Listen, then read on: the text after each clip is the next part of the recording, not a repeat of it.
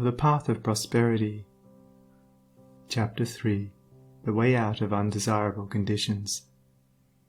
Perhaps you are an employer, and you have endless trouble with those whom you employ, and when you do get good and faithful servants, they quickly leave you. As a result, you are beginning to lose, or have completely lost, your faith in human nature. You try to remedy matters by giving better wages, by allowing certain liberties, yet matters remain unaltered. Let me advise you, the secret of all your trouble is not in your servants, it is in yourself. And if you look within, with a humble and sincere desire to discover and eradicate your error, you will, sooner or later, find the origin of all your unhappiness. It may be some selfish desire, or lurking suspicion, or unkind attitude of mind which sends out its poison upon those about you, and reacts upon yourself, even though you may not show it in your manner or speech. Think of your servants with kindness. Consider of them that extremity of service which you yourself would not care to perform were you in their place. Rare and beautiful is that humility of soul by which a servant entirely forgets himself in his master's good. But far rarer, with a beautiful and divine beauty, is that nobility of soul by which a man, forgetting his own happiness, seeks the happiness of those who are under his authority, and who depend upon him for their bodily sustenance, and such a man's happiness is increased tenfold, nor does he need to complain of those whom he employs. Said a well-known and extensive employer of labour, who never needs to dismiss an employee, "I have always had the happiest relations with my work people. If you ask me how it is to be accounted for, I can only say that it has been my aim from the first to do to them as I would wish to be done by." Herein lies the secret by which all desirable conditions are secured, and all that are undesirable are overcome. Do you say that you are lonely and unloved, and have not a friend in the world? Then, I pray you, for the sake of your own happiness, blame nobody but yourself. Be friendly towards others, and friends will soon flock round you. Make yourself pure and lovable, and you will be loved by all. Whatever conditions are rendering your life burdensome, you may pass out of and beyond them by developing and utilizing within you the transforming power of self-purification and self-conquest.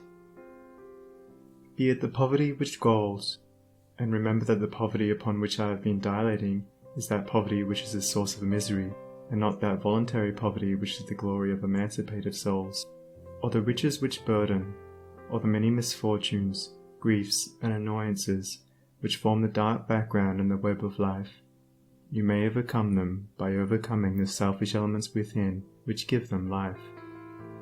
It matters not that by the unfailing law there are past thoughts and acts to work out and to atone for, as, by the same law, we are setting in motion, during every moment of our life, fresh thoughts and acts, and we have the power to make them good or ill.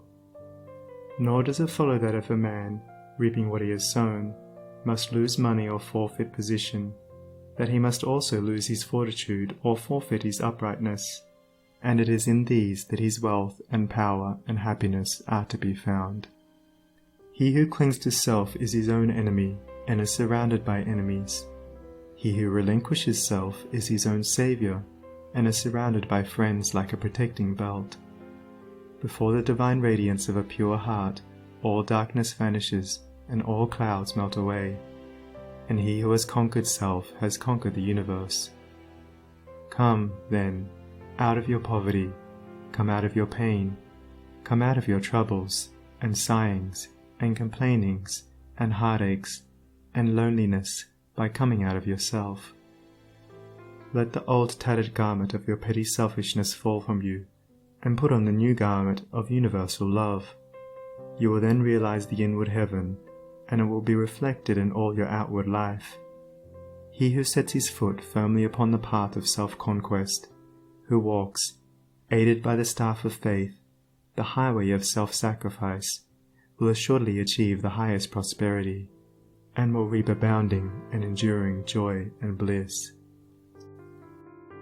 To them that seek the highest good, all things subserve the wisest ends. Naught comes as ill and wisdom lends wings to all shapes of evil brood. The darkening sorrow veils a star that waits to shine with gladsome light. Hell waits on heaven, and after night comes golden glory from afar. Defeats are steps by which we climb, with purer aim to nobler ends. Loss leads to gain, and joy attends true footsteps up the hills of time.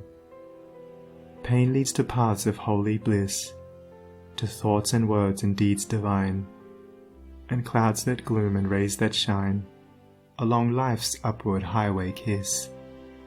Misfortune does not but cloud the way, whose end and summit in the sky of bright success, sun-kissed and high, awaits our seeking and our stay. The heavy pall of doubts and fears that cloud the valley of our hopes, the shades with which the spirit copes, the bitter harvesting of tears, the heartaches, miseries and griefs, the bruisings born of broken ties, all these are steps by which we rise to living ways of sound beliefs. Love, pitying, watchful, runs to meet the pilgrim from the land of fate. All glory and all good await the coming of obedient feet. Thank you for watching. Don't forget to subscribe, share and like this video. Tell me in the comments how did you like it? See you on the next video.